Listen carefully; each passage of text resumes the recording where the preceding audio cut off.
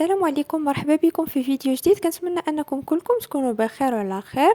اذا في هذا الفيديو غادي نخدموا تمرين شامل في الموجات. كيف كتشوفوا امتحان الوطني ديال 2021. اذا كيف ديما كنخلي لكم التمارين على لاباج ديالي في الانستغرام باش تفكروا فيهم تخدموهم، عاد باش كنلوح لكم التصحيح، هكا غادي تستافدوا اكثر. تبعوا معايا حتى الاخير. هانتوما غادي تشوفوا الوطني كيفاش ساهل وبسيط. يلا نبداو على بركه الله. نضبط تردد الهزاز على قيمة n كتساوي 50 هرتز. إذا هذا هو التردد. تعطي وثيقة الشكل واحد اللي هو هذا الشكل مظهر سطح الماء عند لحظة معينة. عطاونا المسافة دي كتساوي 15 ملم، اللي هي هذه كيف كتشوفوا من هذه الموجة حتى لهذه الموجة. أول سؤال، عرف الموجة الميكانيكية المتوالية. إذا كيف كتشوفوا عليها 0.5، وانتم عارفين باللي هاد الدرس ديال الموجات فيه بعض التعاريف. اذا علاش لا اللي ما نحفظوهمش ونكتبوا هاد النقطه اللي الا كنتي مسلك علوم حياه والارض وضربتيها في معامل 5 راه تبارك الله شحال من نقطه زادت عندك. فهمتوا؟ وبالتالي علاش لا اللي ما نحفظوهمش ونتهناو ونزيدوا نربحوا النقاط. حنا ما بغيناش نضيعوا النقاط، بغينا نربحوا النقاط. تري بيان. اذا التعريف ديال الموجه الميكانيكيه المتواليه. اولا تعريف. اذا شنو هو التعريف ديال الموجات الميكانيكيه المتواليه؟ اذا هو تتابع مستمر لاشارات. كيفاش دايرين هاد الاشارات؟ اشارات ميكانيكيه ناتجه عن اضطراب مستمر لمنبع اس. يعني عندنا واحد المنبع اس، يعني الحركه كتبدا من واحد المنبع اللي هو كرمزوا ليه اس. اذا هذاك المنبع كنديروا ليه واحد الحركه، ولكن كنبقاو نديروها بزاف ديال المرات. يعني التتابع مستمر بزاف ديال المرات كنديروا ديك الحركه وكنعاودوا نديروها ونعاودوا نديروها حتى كيولي عندنا اضطراب مستمر، يعني تشوه مستمر. تري بيان. ثانيا قال لك انقل على ورقة تحريرك رقم السؤال واكتب الحرف الموافق للاقتراح الصحيح. إذا أول سؤال سولونا على قيمة طول الموجة لاندا للموجة المنتشرة على سطح الماء. هي عطاونا الاختيارات. إذا حنا هنا ما غاديش نجيو ونقولوا لا هادي لا هادي، لا خاصنا نعرفوا علاش اختارينا بالضبط هادي ولا علاش اختارينا هادي. اذا حنا خاصنا نمشيو ديجا عارفين طرق تحديد لاندا، ديجا خدمتهم معكم في الفيديو ديال الدرس. اللي باقي ما تفرجش فيه يرجع يتفرج باش يعرف كيفاش درنا ليها، سهله وبسيطه. وبالتالي اذا هذا السؤال 2-1. اذا منين غنجبدوا لاندا؟ غادي نجبدوها من الشكل. هما عطاونا كمعطى واحد المسافه دي. هاد المسافه دي شحال كاينه فيها من لاندا؟ شحال من طول الموجه؟ اذا كيف كتعرفوا من هاد الموجه وهاد الموجه راها هذه طول الموجه لاندا. من هاد النقطه لهاد النقطه طول الموجه لاندا، ثم من هاد النقطه لهاد النقطه طول الموجه لاندا. اذا شحال عندنا باللاندا في هاد المسافه دي؟ 1 2 3. اذا 3 لاندا كتساوي لنا هاد المسافه دي. يعني خلال هاد المسافه المقطوعه دي شحال عندنا من لاندا؟ عندنا 3. وبالتالي حنا علاش كنبحثوا على لاندا؟ اذا 3 مضروبه في لاندا الى ديناها للطرف الاخر غتولي قسمه. اذا لاندا كتساوي دي على 3. وغنمشيو نعوضوا دي شحال عندنا؟ هي 15 ملم. تري بيان. 15 ملم غنقسموها على 3. اذا هنا كيف كتلاحظوا في الاختيارات خلاو لينا لاندا بالمليمتر، وبالتالي هنا نقدروا ما نحولوهاش للمتر، نخليوها بالمليمتر. اذا لاندا كتساوي، اذا اي واحد باش يتفادى الغلط وداك ستريس ديال الامتحانات والفروض ديروا كالكولاتريس. 15 على 3 هي 5 مليمتر. وبالتالي فينا هو هنا الاختيار الصحيح. خرجت لنا لاندا 5 مليمتر. واش ا ولا بي ولا سي ولا دي؟ اذا سي هو الجواب الصحيح. تري بيان. اذا لاندا خرجت لنا 5 مليمتر. اذا اختيار سي. تري بيان. اذا جوج قيمة السرعة في لانتشار الموجة على سطح الماء هي. اذا حنا غادي نمشيو عارفين العلاقة ديال السرعة، غادي نمشيو نحسبوها، وديك الساعة غادي نقارنو مع هاد الاختيارات وغنعرفو فين هو الجواب الصحيح. اذا السرعة في شحال كتساوي لينا؟ كتساوي لينا لاندا هو التردد ان. كيف ما كتعرفوا في راه تقدر تساوي لينا لاندا على تي، ولكن حنا هنا في التمرين ما عطيناش تي اللي هو الدور، عطينا التردد ان، وبالتالي غنخدموا بهذه العلاقه. واضح؟ صافي. دابا الان غادي نمشيو نعوضوا لاندا شحال خرجت لينا؟ 5 ماذا مليمتر. هنا غنحولوها للمتر حقاش عندنا السرعه بالمتر على السكوند. اذا الا بغينا نحولو من المليمتر للمتر غنضربو في 10 أس ناقص 3. تري بيان. تردد ان عطاوه لينا في المعطيات 50 هرتز، يعني في 50، وبالتالي السرعه في شحال كتساوي لينا؟ 25. شنو هي الوحده؟ المتر على السكوند. تري بيان. دابا غنمشيو نشوفوا اش من اختيار، واش اختيار ا ولا بي ولا سي ولا دي. دابا غتولي غير ملاحظه، نتوما غادي تمشيو تخدموا وغادي تقلبوا على في شحال كتساوي، من بعد غتبداو تقلبوا على الاختيار الصحيح، واش ا واش بي واش سي واش دي، وبالتالي الجواب الصحيح هو سي. في كتساوي 0.25 متر بار سكوند. حنا خرجت لينا 0.25.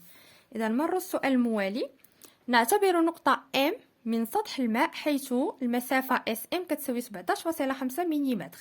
فين هي المسافة SM؟ ها هي في الشكل، ها هي النقطة S، ها هي النقطة M، يعني المسافة SM كتساوي 17.5 ملم. قالك الاستطالة YM للنقطة M بدلالة الاستطالة YS للمنبع تكتب على الشكل التالي. اش من اختيار لي صحيح؟ اذا حنا نمشيو نكتبوا التعبير اللي كنعرفوا. اذا 2 3. اذا شنو قالوا لينا؟ استطالة M بدلالة المنبع S. اذا غنبداو باستطالة النقطة M بدلالة المنبع S، وبالتالي غنديروا تي ناقص طو ولا تي زائد طو. اذا كيف كتشوفوا ها هي النقطة S، ها هي النقطة M. اذا الموجة في هذه النقطة M ما وصلت حتى دازت واحد التاخر الزمني اللي هو طو، وبالتالي حنا بغينا استطالة M بدلالة المنبع S، يعني غادي نرجعوا للوراء، يعني هذاك الزمن غنقصوا منه هذاك التاخر الزمني طو، وبالتالي تي ناقص طو. اذا دابا بدات كتبان لكم اش من اجابه اللي غادي تكون صحيحه. بحال دابا هنا عندنا زائد، اذا غادي نقصيو هاد الاختيارين، غيبقى لينا غير الاختيار ا والاختيار بي. اذا باش غنعرفوا فين هو الجواب الصحيح، كيف كتشوفوا هاد 0.35 و 0.07 هذا راه التعويض ديال طو، الخارج ديال طو، التاخر الزمني، وبالتالي حنا غادي نمشيو وغادي نحسبوا طو شحال كتساوي. اذا كيف كتعرفوا العلاقه السرعه في شحال كتساوي لينا؟ هي المسافه، هما عطاونا هنا المسافه SM، يعني المسافه SM على ماذا؟ على طو. حنا بغينا طو، اذا طو غتولي الفوق، السرعه غتولي قسمه هي المسافه SM على السرعه V، وبالتالي غادي نعوضوا SM عطاوها لينا هي 17.5، الوحده شنو هي؟ المليمتر، على السرعه V اللي ديجا حسبناها هي 0.25، وبالتالي خاصنا نحولوا من المليمتر للمتر باش تختزل لينا واحد المتر مع المتر وتبقى لينا السكوند. اذا 17.5 فاش غنضربوها باش نحولوها للمتر في 10 أس ناقص 3 تري بيان على 0.25، وبالتالي هاد الطو غادي نمشيو نعوضوها في التعبير ديال الاستطاله. ناخذ لون مغاير. اذا التعبير YM شحال كتساوي لينا؟ YS تي ناقص طو اللي هي 0.07، وبالتالي اش من اختيار صحيح؟ اختيار A. y m كتساوي y s t ناقص 0.07. إذا A هو الجواب صحيح. très bien. إذا السؤال 3 قال لك نضبط تردد الهزاز على القيمة n' كتساوي 100 هرتز، فتصبح قيمة طول الموجة هي لاندا بريم كتساوي 3 مليمتر. هل الماء وسط مبدد؟ علل جوابك. إذا هنا غيرنا التردد ديال الهزاز. في الأول شحال كان عندنا 50 هرتز. إذا نتوما عارفين إلا بغينا نعرفوا واحد الوسط واش مبدد ولا غير مبدد، خاصنا نشوفوا السرعة واش كتعلق لينا بالتردد. إذا كانت كتعلق لينا بالتردد فالوسط مبدد، إذا كانت ما كتعلقش إذا غير مبدد. وبالتالي إذا حنا في الحالة الأولى فاش كان عندنا التردد n كيساوي 50 هرتز، شحال لقينا السرعة؟ لقينا هي 0.25 ماذا متر باغ سكوند. إذا مني غيرنا التردد، إذا كيف كتلاحظوا ضاعفناه، ان بريم ولات لينا هي 100 هرتز، وبالتالي شحال ولات عندنا السرعة في بريم. إذا ما عندناش حنا، خاصنا هنا حنا نحسبوها، وبالتالي كنعرفوا العلاقة ديال السرعة وهي لاندا. إذا حنا هنا غنخدموا ببريم، لاندا بريم فوا ان بريم، باش نميزو اننا راه ما خدامينش في الحاله الاولى. واضح؟ وبالتالي غادي نعوضوا لاندا بريم عطاوها لينا هي 3 مليمتر. اذا 3 مليمتر غنحولوها للمتر، فاش غنضربو في 10 اس ناقص 3. تردد ان بريم هو 100 هرتز عطاوها لينا في المعطيات، وبالتالي غادي نحسبو في الآلة حاسبة 3 في 10 اس ناقص 3 في 100. اذا بالتالي اشنو كنلاحظوا هنايا؟ ملي كان عندنا واحد التردد 50 هرتز عطانا السرعه اللي هي 0.25،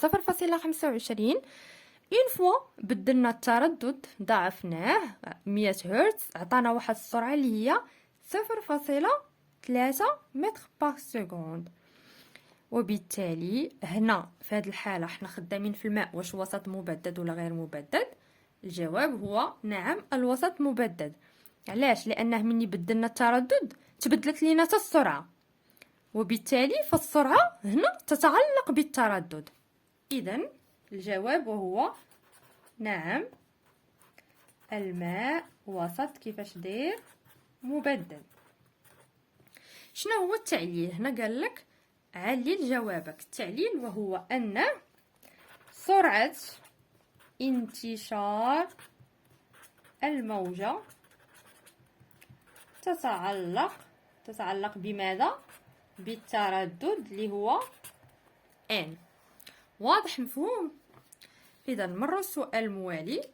هنا قال لك نضبط تردد الهزاز من جديد على القيمة n اللي هي 50 هرتز، يعني رجعنا للحالة الأولى فاش كنا خدامين ب50 هرتز. ونضع في الماء الموجود في حوض الموجات حاجزا به فتحة عرضها A كتساوي 4.5 ملم. إذا كيف ما كتشوفوا في الشكل الثاني، هنا عندنا واحد الموجات اللي هي دائرية كنسميوها واردة، واحد الحاجز فيه واحد الفتحة العرض ديالها A اللي كيساوي 4.5 ملم. وبالتالي السؤال قال لك سمي الظاهرة التي تحدث، علل جوابك. إذا هذا اش من سؤال 4.1.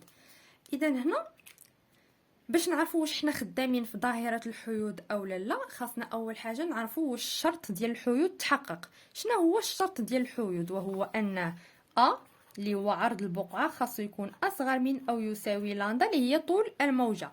وبالتالي هنا في هذه الحالة شحال عطاونا A؟ هي 4.5 مليمتر. 4.5 ماذا؟ مليمتر. شحال عندنا لاندا؟ احنا خدامين في الحاله الاولى اللي لقينا لاندا هي 5 مليمتر، وبالتالي لاندا شحال كتساوي 5 مليمتر.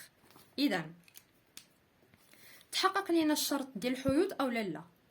4.5 اصغر من 5 مليمتر، وبالتالي تحقق لينا الشرط ديال الحيود. اذا هنا شنو سميت الظاهره؟ وهي ظاهره الحيود. تري بيان. اذا هنا التعليل، شنو هو التعليل؟ التعليل هو انه اصغر من او تساوي لاندا. غير هي حنا باش نتاكدوا ونجاوبوا على هذا السؤال اللي قالك سمي الظاهره، خاصنا نعرفوا الشرط واش تحقق، وبالتالي غنقولوا لهم الظاهره سميتها ظاهره الحيود. التعليل وهو ان عرض الفتحه اصغر من طول الموجه لاندا. تري بيان. 4.2 انقل على ورقة تحريرك رقم السؤال واكتب الحرف الموافق للاقتراح الصحيح. قيمة طول الموجة وسرعة الانتشار للموجات على سطح الماء بعد اجتيازها الفتحة هما إذا لاندا و في. شحال كيساويو؟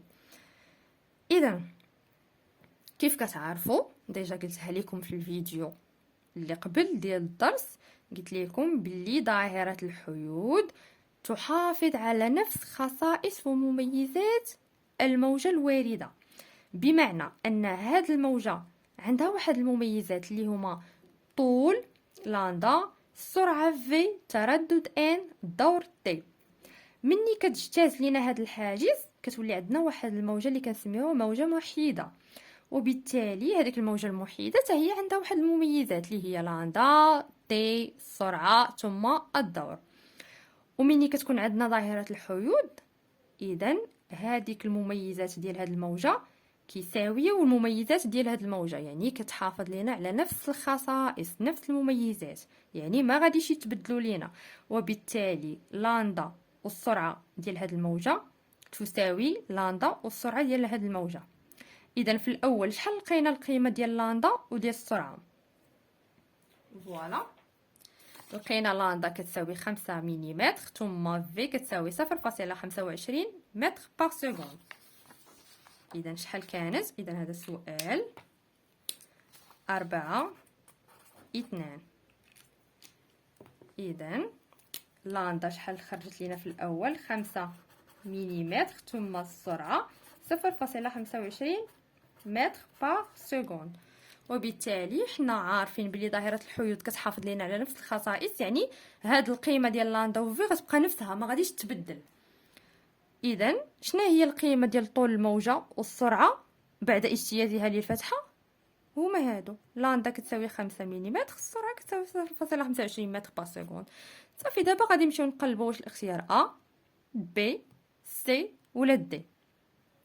اذا لاحظوا مزيان، وبالتالي الاختيار دي هو الصحيح، لاندا كتساوي 5 ملم ثم السرعه كتساوي 0.25 متر بار سكوند. اذا الاختيار دي. تري بيان.